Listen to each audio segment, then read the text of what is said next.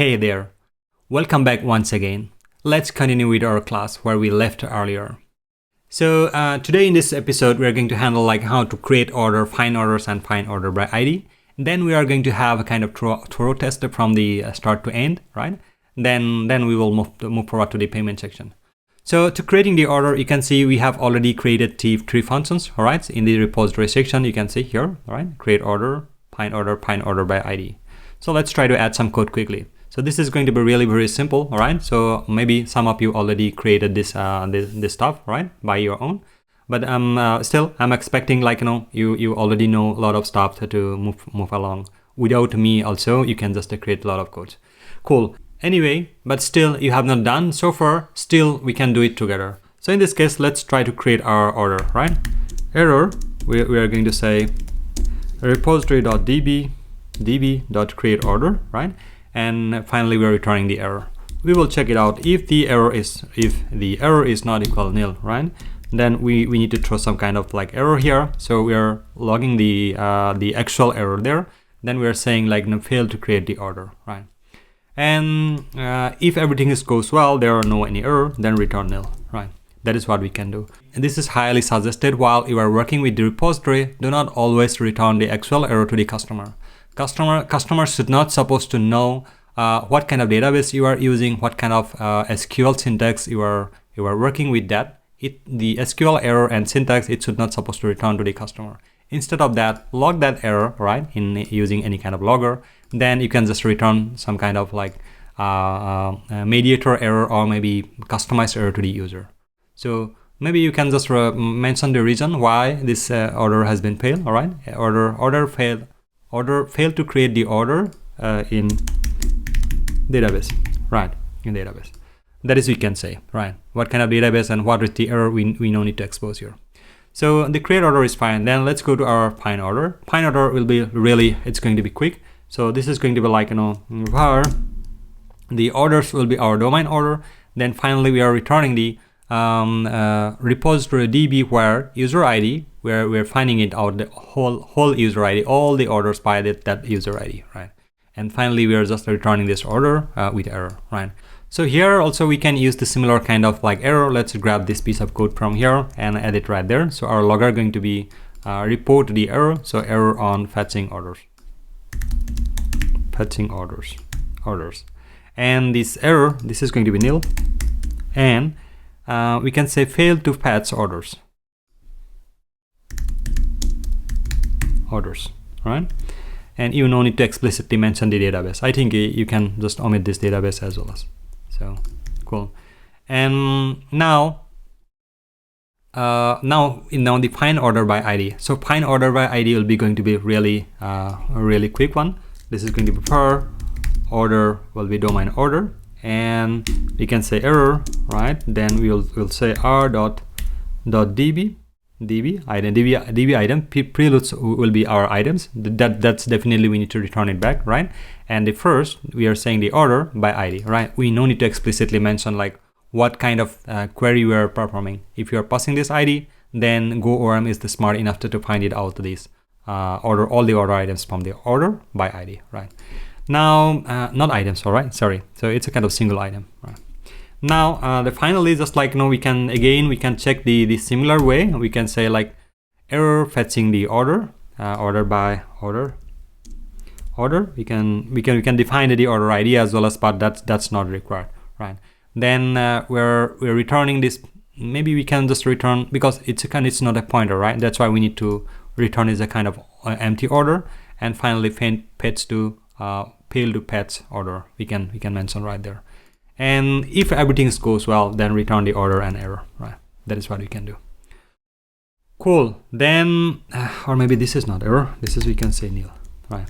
Because anyway, find order, we are returning the nil. And here also we can just like return nil because we are only dealing with the error just for checking purpose, and we are logging it out. We are not transferring this error to our customer, right? Or our user. Similar applies here as well as.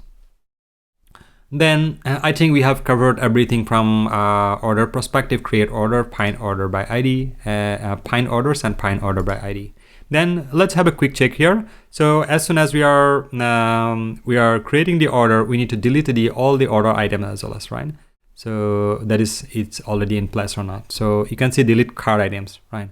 So here we are already performing this one by saying like r.db where this one, and delete all the cart items. So all the user ID, all the cart items we can delete directly by delete cart items by using user ID. That is already in place. Let's go to our user service once again, right? So here we are going to perform this create order function, right? So here this is our error point, and we are saying the error is perfect, right? So we have our create order and everything is cool. Then what we are going to say, we will check like if you have any error is not equal to nil, then return the, this is now we can directly return the error, right? Okay, because already we have customized this error in our repository level, right? So far this error already defined somewhere, maybe. Yeah, this is already defined. That's why we no need to explicitly just to create new one for this. We can just reassign this error here. So finally we have just created our order, right? If everything goes well, then it will fall back to the next statement, right? So here we can send the email. So that is also I'm going to show you while right after the payment integration. Maybe we will be looking back in the notification section where we will work on a little bit like make it interactive while performing certain operations. So we will send some kind of interactive email to users, to seller, buyer, etc. Then finally we need to remove the cart. So let's try to remove the cart items, right? So in this case, already like we have the delete cart items function, right? That is in the repository laying down. So that is what we are doing right here. We are simply passing this user ID there, right? So user.id delete all the cart items, right? And again we can just log it, right? Log the printf maybe error or deleting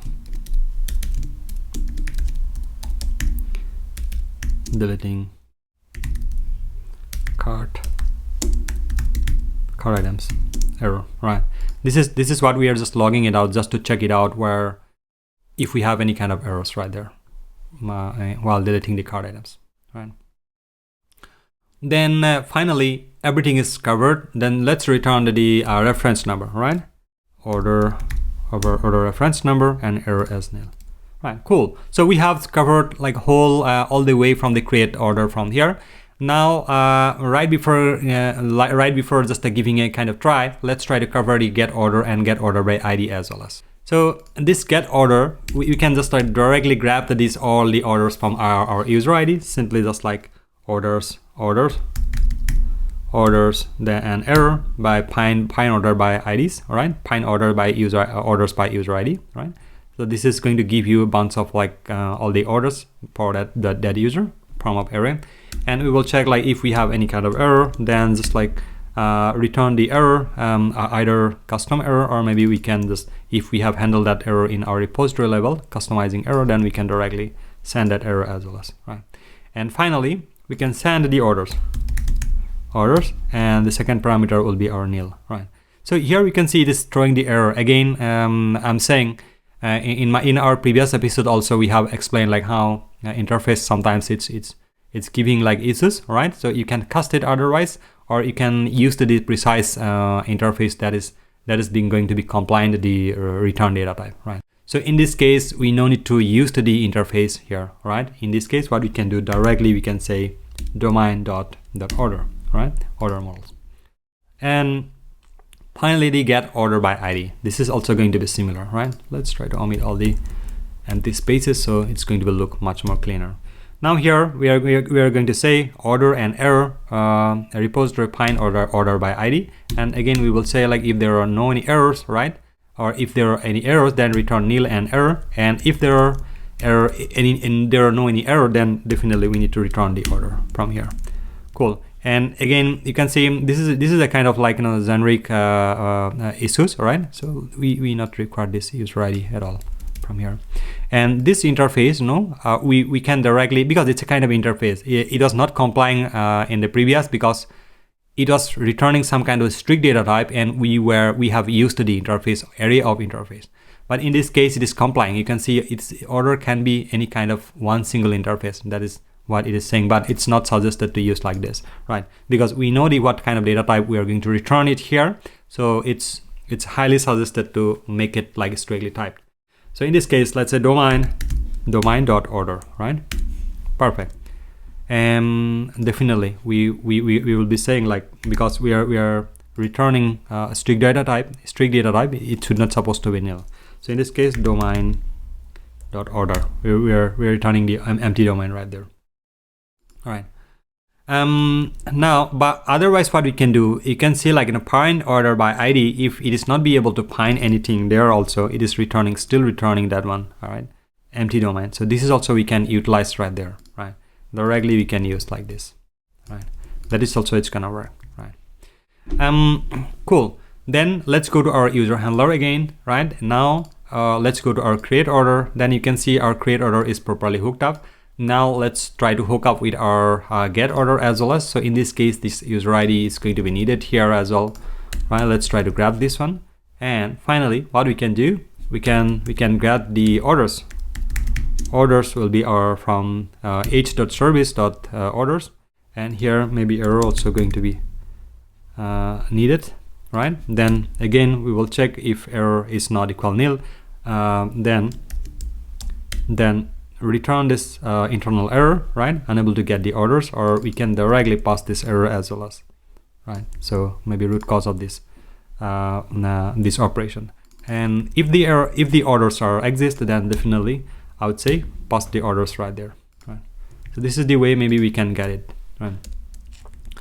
We will see like how this data structure is going to be work in our front end. Maybe some tweaking going to be needed, but as per my understanding, we can keep like this way, right? If any kind of changes going to be needed, only just you need to change this and this particular statement, right? Then get order by ID. This is also similar condition, right? Let's try to grab this authenticated user there, right? And we're going to use like order and error will be our handler.service by get order by ID. All right, so this is going to be get order by ID, right? And this is not going to be user ID anymore, right? So I think what only we need to do, we need to have a check like this user, right? This is perfectly fine because this particular user can only get the orders and create orders. But here, get order by ID, we need to capture the parameter from our request, right? And another thing also we need to take care right here. If you are authenticated user, you should not supposed to grab other users' order. So that case also we need to cover. Yeah, the thing is right now here, what we can do, maybe by mistake, and I have already removed that thing from here. This is going to be like, you know, user ID as well as UINT. And here, while we are going to do the find order by ID, then we need to provide the UID as well as. Let's go here, find order by ID. Then this is also we need to do ID and UINT, right? And now let's go to find order by ID in the repository section. Here also we need to comply this one, UID, UINT. Then here, this query we need to do a little bit change right there, but because earlier we have just used it for find order by ID. That query is correct, but in this case, like any of the authenticated user can grab the other people's order as well as other users order as well as. That is what we don't want. We need to restrict that defining the order other users or order, right? If you are owner of that order, then only you can get the order details, right? That is what we need to cover here. So in this case, what we can do, db preload, this is fine, right? So instead of this, we're going to say like where maybe ID equal to this and user ID equal to this, right? ID is this one and user ID is this one. Then first will be order ID and error, right? Cool. Now this is going to comply, right? Now let's go here again. Once the user service, now it is okay. Then go to user handler. So here in the user handler, what we need to do, first of all, let's try to grab our ID from the endpoint. And if you see in the user handler, we have already added this ID, right? You can see order ID, this ID. So let's try to take the advantage of all this parameter stuff from there. And we would say ID will be our ID. Second parameter will be our, we are just going to keep it very simple. And then we can say strcount, all right? And strcount.atio. Here we are going to provide the parameters, right? That's we are going to capture from our endpoint. And now we have our ID. So this is going to be our some kind of like variable, right? This is going to be our integer variable. And now let's try to this user, we are going to keep it here, right? Then get order by ID, we can simply pass it here. The first parameter will be our ID, this ID, all right, the product ID or order ID, say order ID, and this is going to be order ID here. So first parameter will be our order ID, and second parameter will be our user ID. So let's try to convert to the UINT. So now we will get the order by ID, right? So let's try to check like if we have any error, then return the error with the internal error, right? And if we don't have any error, then definitely we need to provide the order to the client by this message. Cool. So now everything we have covered from the create order, get orders, and get order by ID, etc. All right. So now this is the time where we are going to give it a try by spinning our server. But before that, let's go to our main file, and here we will see in the start server. So let's see the migrations are properly in order, because right now you can see like we need to create the order first, and then only we can just create the order items. So if we are going to run this migration, then definitely it's going to fail. So let's make sure like we are going to use it in the proper order, right? The way we have just created the user first, right? Then we have created the address, right?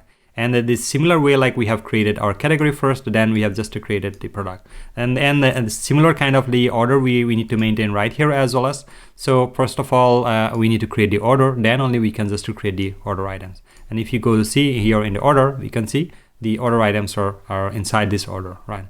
So otherwise it is going to fail. If you encounter this kind of problem, make sure like you alter this order, then it's going to solve the problem, right?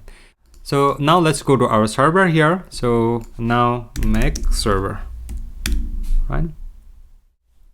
Cool. So migration was successful, right? So if you go to our data grid right here, then definitely we should able to see the tables, right? So if you go here, go eCommerce, then you can see we don't have any tables. Maybe we need to refresh, right? So let's try to refresh. Right. So you can see we have two more tables: order items and orders, right? Now let's try to minimize this one here and go to our postman, and we're going to create our order. So and you can see we have already cards or exist for this user, and now let's create order, right? So create order going to be similar kind of post request. So we are not sending any kind of data right there, because this request is going to be execute while we are going to confirm our payment, right? That is I'm going to show you how we can tackle this kind of stuff also, right? And let's make sure like this is the proper endpoint. Let's go to our source code, go to our user handler, and yeah, this is the proper route, right? So we have our users, and we have our order here, right? Let's try to create the order. Can you see order created successfully? And this is our order number. Yay! We have a kind of new order, right? 9643 3215. So this is the order ID. So let's go to our data grid. Let's check it out, that order table, right? So you can see we have our order has been created. So amount is the 3,200, and let's try to calculate it like, is it really actual one? So if you go to the get card items, you can see like we have our price is like 800, right? And this is going to be like only 2,400, right? Then 2,400 plus we have a quantity 2, then plus again 800 right here, 2,400 plus 800, this is going to be like 3,200, right? And is it returning the same amount? Yes, this is returning the same amount, and this is our transaction ID, that is we are going to capture from our payment information. and this is the same order ID, right? And let's go to have a look at the order items as well. As you can see, we have the two order items right there. One is having like all the informations, right? And another one doesn't have the image URL. That's perfectly fine. So at least we can have the order informations here. Well, now let's go to our Postman and let's try to call the order details. So right now, if I'm again going to call this cart item, it has to disappear all the items right there, right? So let's try to prove it, all right? Cool. Now cart item is empty. And similar way, let's go to get orders, right? This is the similar get order, the endpoint, but in this case, we are not required any kind of parameter right there. Only just the get order is needed. So you can see we have one order, right? That order can have like, user ID, status, and status is actually we need to add the status as well, right? So while we're going to add our items right there, we are gonna add this status right there. And we have the amount right there. We have reference number, but what is it exactly? It's not returning the items. So somehow it is going wrong, right? So we need to fix that one, right? But by the way, anyway, that's perfectly fine. Let's say we can tweak this one. Let's check it out, like whether we are getting the order by ID or not. So this one, order by ID, let's say 1, then it has to return the same order, right? Cool. You can see the orders are, right? These orders are, that's really makes sense. Like we are not supposed to return the orders because it can have thousands of orders, right? While we are going to, as an example, while you are visiting the Amazon or maybe some other big vendors, like while you click on the orders, then you can see all the orders when it has been placed, right? Maybe 2024, the whole year, you can see like you have approximately 50 orders or 100 orders. You cannot see all the order details right there. Only you can see the amount you have ordered, what is the order ID, and what kind of payment. I'm not saying that the payment, it's going to be informations going to be displayed right there. Maybe some of the meaningful informations only highlight for that particular order, right? But while you are clicking that order, all right, by clicking that view details or click on that order card, then it is showing the rest of all the details from the order. That is really makes sense. That is how we have just covered, right? So technically, we no need to fix this order items. Maybe we can remove this order attributes from returning the data, right? But so far you can see like that order can have all the informations, payment ID, all the items, right? Cool. I think we have covered everything right there, right? All right. So now what is next? So as a kind of part of our process, maybe what we can do, let's go to our user handler, and here you can see like while we're fetching our profile, definitely we can maybe return our cart items and the order items as well as. But again, it's up to you. You can keep it just individual as well as just for getting it out the cart details as a separate call, and maybe the order details also in the kind of separate call, right? But though it's a kind of monolithic, then definitely it makes sense to like aggregated call for one call for the get profile, right? While it comes to the microservice architecture, then definitely I would say just to keep it separate call for that one. Like one call is responsible for that particular data to return. Right. So in this case, like if you would like to incorporate that the card and the order details, now let's go to our get profile call and find user by ID. And here you can see our user domain, right? So find user by ID. So what are the things are returning here?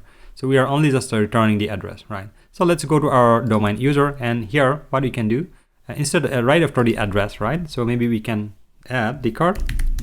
Card will be our card, right? So because only one card can be available for one user, not a kind of multiple card, right? That is what we are doing.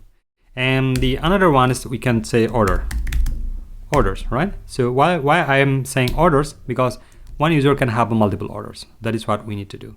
So we need to make sure the similar way to the address, just like we have added this user ID right there. And similar way, we need to make sure we have also the user ID exist in the card, right? So you can see we have the user ID in the card as well, right? And that's really cool. Then in the similar applies for our order as well as, again, let's go to our user model. Let's go to our order and make sure like user IDs exist right there. User IDs exist. Now everything is added. Let's try to spin the server. So, okay, all right. Here exactly we have some errors. So why these errors are happening? You can see alter table cards, add constraint foreign key user card, right? And it says reference to our user. Then error on running migration, insert or update table cards, violate the foreign key constraints of the user foreign key users card, right? So what it mean exactly? So don't be worried, right? Don't be afraid. So this means like it's not be able to create this foreign key right there while we have just incorporated to our user, because it is violating the rule. So this is often happening like while we are having some kind of redundant data, there's no relations, or maybe it's not be able to establish the relations between two tables. So in this case, what we need to do, let's go ahead and drop this table, right? The card table, right? So that is not suggested in in production table. In production table, you need to just like manually fix like what is the user exactly. It's not there, then you need to create in the user table, or maybe you can just remove that user from there, then you remove the data from here. So vice versa, like manual tweaking only can be helpful in this case. So in our case, like we don't have much more data right now, we are on the development server. So let's try to remove this table, drop this table from here, drop. And I'm gonna say like use exist if syntax, you use the drop cascade syntax, so all the related data are going to be deleted from the cards. Delete, right? So now it's done, right? So but we in the user table we are not going to remove it, right? Let's try to keep it that way. Now let's go here again just to try to run the server. Now this time it has to be succeeded. Can you see it speaks, right? So all the redundant data has gone. Who was exactly creating the chaos is just for like stopping the migrations, you know. Right now it is done. And if you go here in the data grid, now if you refresh this data, right, the whole database server, maybe you can see the card is again coming back, right? Though card is empty, right? Now let's go to our postman. Let's try to call the my profile, get profile. This time definitely it is going to return the empty card because we don't have any card, but it has to return the order data as well as. Okay, so why order data is not there, right? So maybe card is returning empty because we have not tweaked it correctly. That's why it is returning the empty. That's really viable. That's perfectly fine. But orders, let's try to preload this order and the card for us, right? Let's go to here in the goal line again, right? And I'm gonna minimize this console window and go to user service, maybe user repository. Here you can see we are not having the we are not having the card and the order, right? So let's try to break this code right there, right? So while you are writing the multiple statement in our goal, make sure like you are always ending with this dot, right? Otherwise it is going to give the error. This is not just like JavaScript code. So here we can say like again preload, right? So this is not bank account. Preload going to be our card, right? This is what we do, right? Card. And again the preload will be then here we will say orders and dot, right? Now this is cool. And if you see in the user model right here, you can see this is the same prefix I have used, right? Card and orders, right? Not this one. Now user repository should return all the data correctly. And another thing, find user also we can do. This is not required because the find user by email only we're returning here, right? That is not that is only just for login purpose or maybe finding the user only. But find user by ID is doing the job for us to fetching the address, card, and order. All right, so let's make sure like this is we're putting our hands on the right function, right? Let's go to postman again, right? But did we restart our server? Yeah, it's automatically does. Now let's go ahead again, just fetch the profile. So this time, can you see like it is giving the data?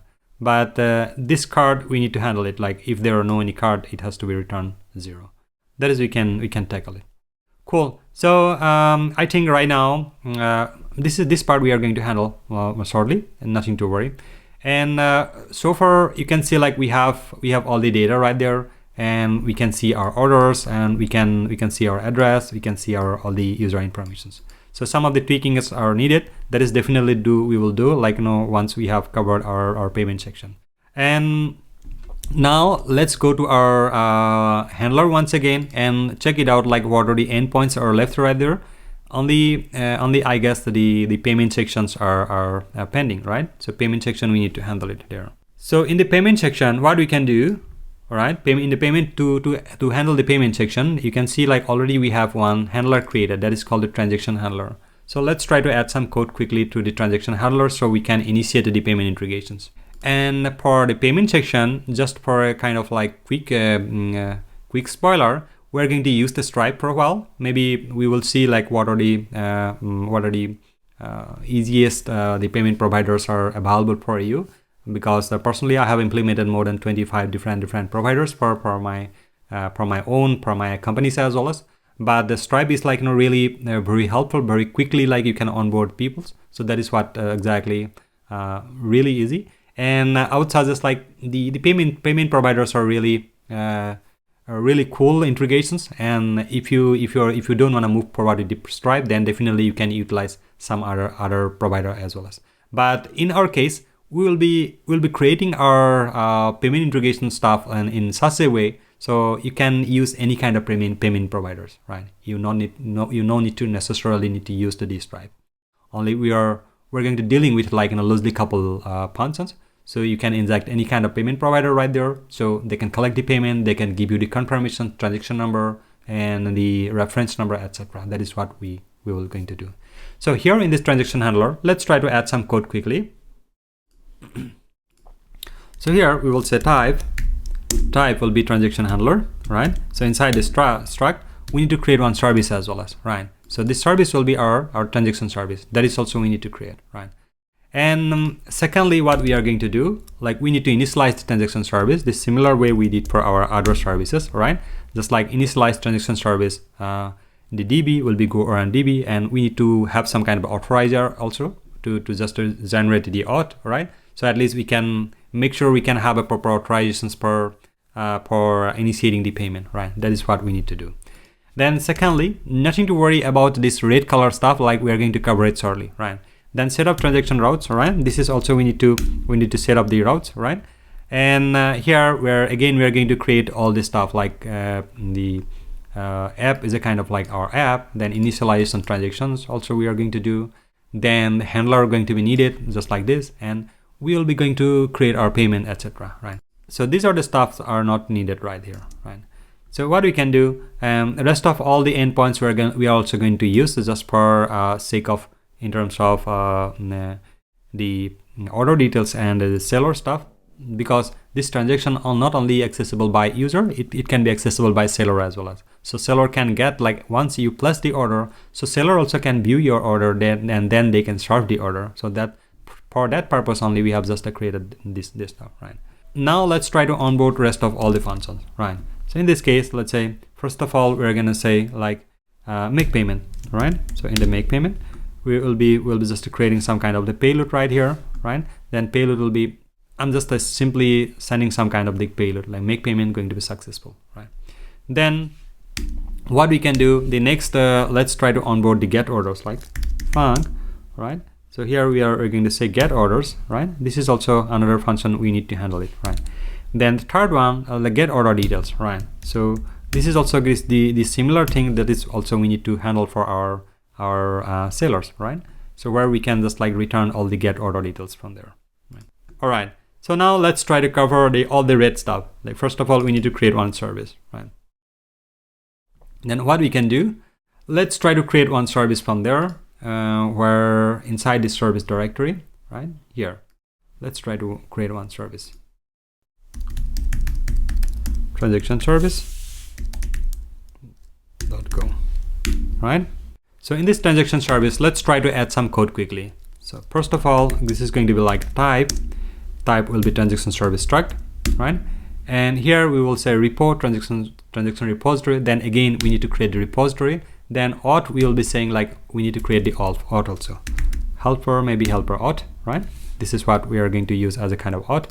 Then let's try to create a couple of more functions. The first one is going to be our new transaction service, where we are going to create our transaction service, right? And again we're returning, while we are calling this new transaction service, then it will return this struct, right? This struct. And now let's try to add a couple of more functions that is going to be our handling our transaction details. But before that, you can see this complaining too much, right? So transaction repository, we need to create it. Let's go to our repository section here. Let's create one file. This is going to be like transaction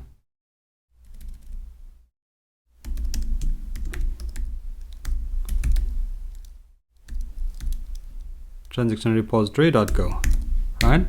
And inside this transaction repository.go, so we're going to here inside this transaction repository.go, we're going to add couple of stuff, right?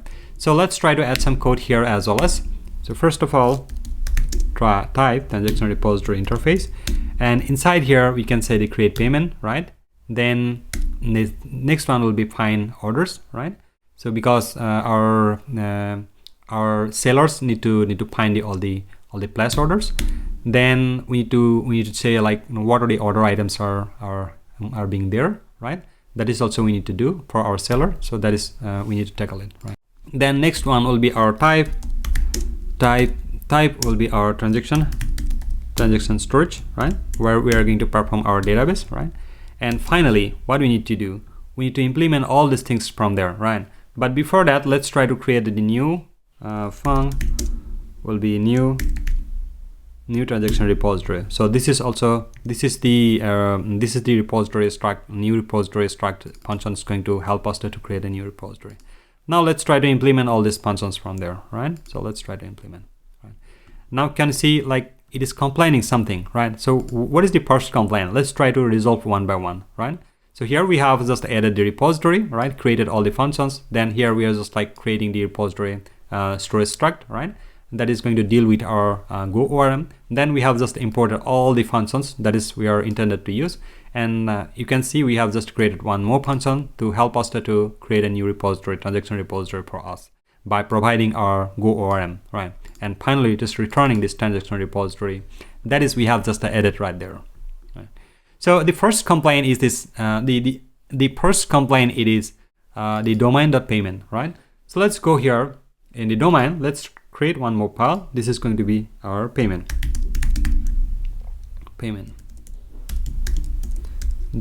Go. So in this payment, let's try to create one struct here. It will be our type payment struct, and inside this payment struct, the ID will be needed. Then user ID also will be needed because this payment belongs to one user, right? So that's why we need to add this user. Then we will say capture method. What kind of capture method exactly we have used? Then we will say amount, how much amount we have stored. Then transaction ID also needed. Then the customer ID, right? So this customer ID, it can be like you can entice this customer ID just for Stripe purpose we have used. Maybe for other payment provider, it's not going to be needed, right? You can just still keep it like that way. You can model it accordingly, like as per your payment service provider. And then status payment ID is also needed because payment ID required for our customer to deal with how we can maybe refund the payment. Then we can say status. Then definitely status can be like initial, let's say initial success failed, right? Then after that response is extremely necessary stuff. While you are creating the payment, then whole payment response payload, you can store it in this database table. So just for evaluation purpose, sometimes you cannot think like customer will be always honest. Sometimes customer are dishonest, all right? Then they will come like, hey, I have made the payment, but I have not received the product, right? But actually their payment was failed, right? They didn't source, payment gateway didn't source to the card, and they're just like complaining like my card has been charged or something. Maybe card has been charged, but payment already returned back to their account. So at least your response, if you capturing the response object right there completely, then you can investigate like what was the issue and what was the response you have received from the payment gateway, right? That's really going to helpful. Then the created ad and updated ad, right? So these are the stuffs only will be necessary per payment struct, right? Now let's go to our user. Make sure like you are going to incorporate this the payment new payment model, payment table also here. This is going to be like payment, and this time this is not only one single payment. This is going to be payment, right? And similar applies right here as a payments. Cool. Now let's go to the first thing first. Let's say this payment model, payment domain we have added right there. Now let's go to our server here, main and server. Let's make sure like we have added this domain right there just per migration, right? Payment has been added there, right? This is resolved right now. Now let's go to our transaction repository. So here you can see domain has been resolved automatically. But one issue is there. You can see still it is throwing the error from the seller, right? Because seller order details are needed. While we're finding the order by ID, then it has to return some kind of data right there. So that is also you need to fix it out. So now you can see here the find order by ID. It is returning some different data, right? This is going to be like DTO seller order details. So we could have directly returned the order item. You can see here its order items are there, right? But from this order item, we cannot identify like whether that particular order item has been paid. Like against of that order item, do we have the money? Do we have really received the amount from the user? It is really succeeded, or what is the status exactly? Or maybe user could have canceled that order, right? So that's why we need to use some kind of the custom return type while you are finding by order by ID, or right, that particular item by ID. Then it has to return that seller details. That is what we are gonna do. So let's try to create this DTO quickly first, right? So inside this DTO, let's create one more. This is going to be our transaction response.go,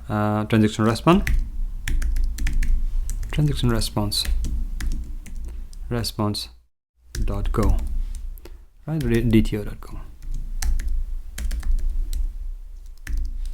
Right, type seller order details struct, and inside this struct, order reference number is going to be needed, then order status, then the created at and order item ID, then the product ID, then we can send name, image URL, price, yes, quantity, then the customer name. That customer name also you can add. That is not necessarily need to add, but again the customer email, then customer phone and customer address. So why these things are needed? Because maybe some of the items we need to deliver in the separate orders, all right, and separately. It's often happening, like all the items cannot be put in one parcel, right? That's why the seller going to be needed all this information so they can proceed ahead with the courier, and they can deliver all the items to the customer doorstep according to all this information provided by the customer based on the order status. Cool. So now this is fine. Let's save it out. From here, let's go to our transaction repository. You can see now the complaint has gone. So we are going to add some code in a minute, but let's try to resolve all the puzzles, right? In the transaction service, you can see the transaction repository. We need to add it again. Transaction repository. Transaction repository. Yeah, this is also this will come from there. Then again here also repository will be transaction repository. Perfect. So these are the functions we have just added right there. So I think our repository is clear. Now we can add some more functions in our transaction service. So then we can hook it up with our transaction handler. So here are a couple of more things we need to add. This is going to be like func the get order items. So that is we need to grab it from our repository. So let's say orders, and we can say this is going to be like this. Then orders, then repository find orders by user ID, right? So whatever the user's ID, we can just like pass it on, then we can find it out, right? Then the second one more functions we can add it right there. This is going to be like the get orders, right?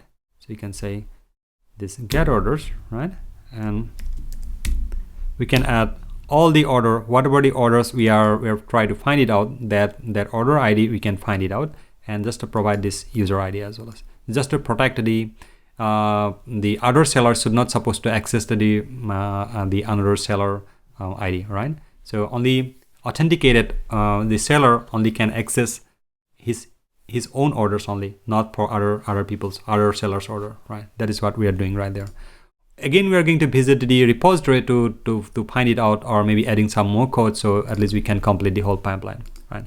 But let's first of all, let's comply with this handler and service and etc. So you can see right now it's most of the errors are gone, right? But here, why exactly destroying the error? So let's try to find it out.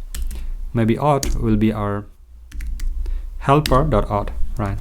So here we can see the setup transaction handler. We need to fix it out. This is not REST app server. This is going to be right REST rest handler, right? So now all the errors are gone, right? You can see like we have our handlers, and we're setting it out the transaction service, and everything is like on track.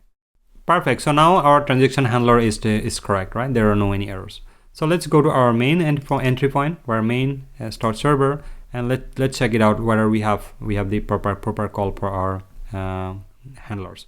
So this is our REST handlers, right? So app server is there, and yeah, here you can see our user handler is here, right? Then we have our catalog. Then we need to add the transaction as well as. So let's try to use the handler, set up the transaction handler. Cool. So now our transaction handler also it's hooked up with our application. So let's try to spin our application. I'm gonna close it out and server. Now you can see like our server is running, right? So this is the time where what we are going to do, we're going to introduce our payment gateway, and definitely for that already we have one directory that is called package. You can see for sending SMS we have added this package for notification. Then another package we are going to create right here for our payment gateway, right? So I think that's all for today in this episode. In the next episode, we are going to purely focus on our payment integration stuff, where we are going to introduce one kind of package here. And some of this stuff, we're going to hook it up with our transaction handler service and repository. From there, we're going to collect the payment. Then right before placing the order, you can see right now, you can just like create the order, right?